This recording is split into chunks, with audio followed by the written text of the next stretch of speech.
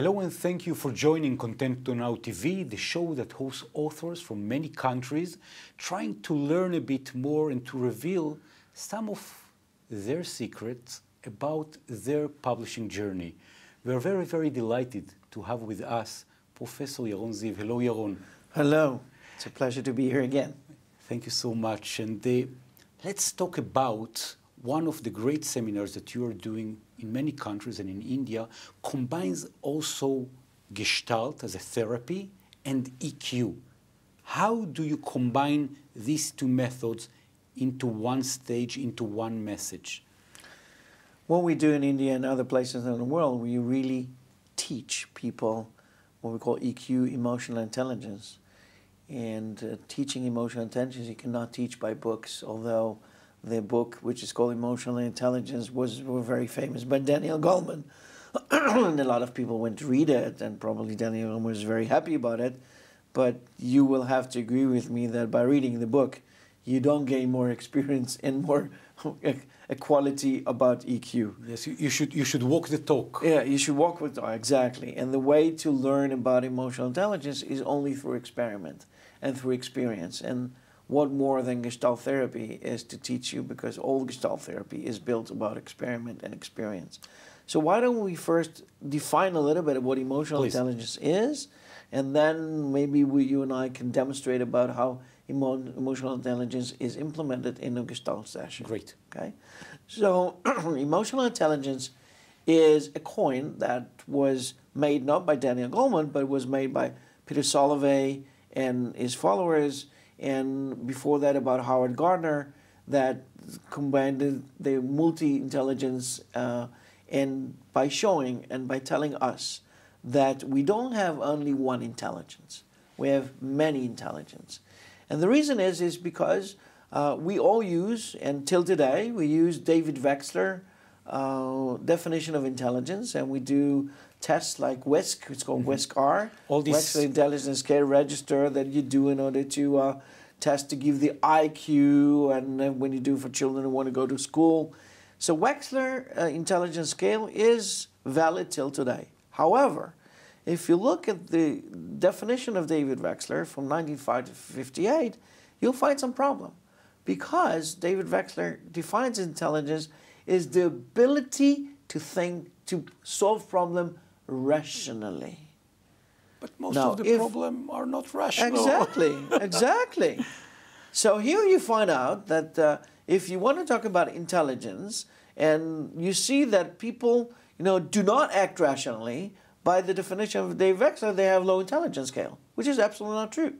And on the other hand, you have people who get in IQ, very high rate of IQ, but when it comes to regular daily life, they don't know how to handle it. Exactly. I mean, I can be a great researcher, but when it comes to sell my house and buy a house or sell my car, I will be totally ignorant, because it's a different kind of intelligence, And the idea that one intelligence defines everything, of course, it's a false. Howard Gardner understood that, and he talked about 7 different intelligence. So the 6th and the 7th is interpersonal intelligence, is the ability to learn about the map, the code, social map, about what it is between you and me, and intrapersonal, what's inside in me. Daniel Goleman took it and coined the word emotional intelligence. That means that we talk about learned intelligence skills of listening, containing, not judging, ability to really read a social map, to manage our feelings and not to let our feeling control us. All kinds of skills that you cannot learn through the book. What we do in Gestalt therapy, we really teach emotional intelligence through action. For example, let's go back to a certain, let's pretend you are my client right now. Okay. And you come as a client, or you come as a, let's say, teamwork, and I'm practicing emotional intelligence skills with you. Okay. So share with me a certain kind of personal conflict or personal dilemma that you have. It's an issue you want to work on. What would it be? For instance, imagine that with our team, someone comes and the first thing that he has to say to you in the morning is let's say, not a nice sentence that has nothing Judging. to yes, but it has nothing to do with the here and now. It is something that happened a week or a month ago, and suddenly this is the issue, and everything becomes part of something that I thought it was already over then, but it's still living now. Exactly. So what should be the right reaction? Exactly. So what happens is that because we practice emotional intelligence skills, Yes. we practice non-judgment behavior. So actually, I'm not really interested to know why it is still there and why it is not solved, but I'm interested to know that it's not solved. I see that in front of my eyes.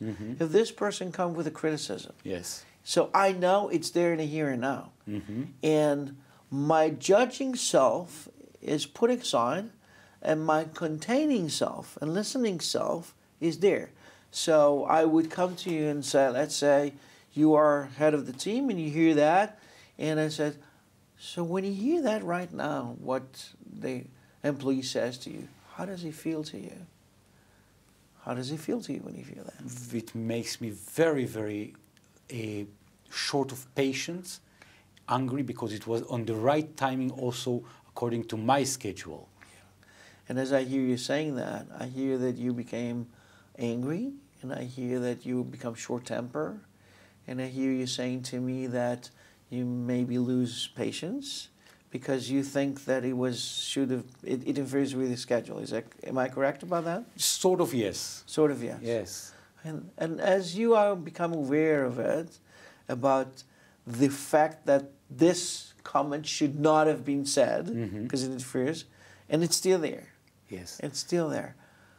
Let's think about a possibility of he's part of your team and you would like him to be in your team. Right? One of the best persons I've ever met. Exactly. So emotional intelligence skills will give you a notion that, ask yourself, is this the right timing now to say something to him? Or should I withhold till the session is over? And then I will ask him to be private. And I say, you know, I felt really hurt when you said that in front of everybody. My wish for you that you will come to me, either you wouldn't say that in front of everybody because it's embarrassing, or you would come to me after that because I sense when you say that there is something about you that you are either frustrated, either angry about me, which is okay. It's okay to be angry. And you would share that with me and we would solve it out. The question is, you're sharing excellent EQ solution. My question is how it can be implemented, especially in a challenging time when a person is very angry, that he feels that he's overwhelmed by his own emotions.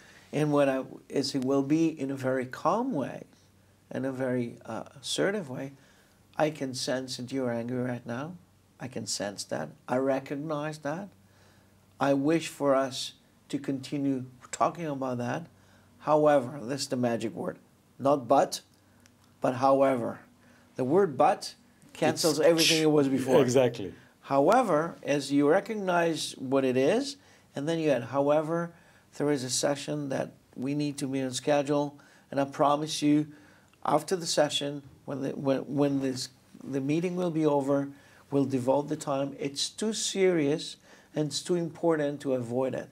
So we'll make time, we'll make schedule, and I want to devote the time to really listen to what it is behind the frustration that you are holding on, because you are very important to me. Exactly. I want to thank you, Yaron Ziv, for giving this sort of EQ and Gestalt solution by experiencing, because we could really feel that we are part of this conversation and this solution. This is called managing feelings, managing. And management, it's an acquired skill. We are not born with managerial skills. We do acquire them. Yaron Ziv, I want to thank you so much for all the tools that you are sharing with us and with many, many coaches and people around the world. One last sentence for these encounters. If you had 30 seconds that you could approach directly to each and every one that is coming to your seminars in advance, you would tell them what? I would tell them that learning, acquiring emotional intelligence skills it's not a luxurious thing, it's a survival kit. Because in these days that everything is so vulnerable and sensitive, humans are very vulnerable and intelligent. They want first of all to know that you relate to them as human being and you're not driven by your instinct and your emotions in a very, let's say, how would we call that, primitive way. So emotional intelligence is a kit of managing your ability and managing your skill in a smart way. Yaron Ziv, I want to thank you so much. If you have any more questions regarding this wonderful method combination of EQ and also Gestalt way, please don't hesitate. Just approach direct using all your EQ abilities and also your cell phone. Or click here. EQ cell phone. Exactly. Thank you so much, and thank you for joining ContentoNow TV.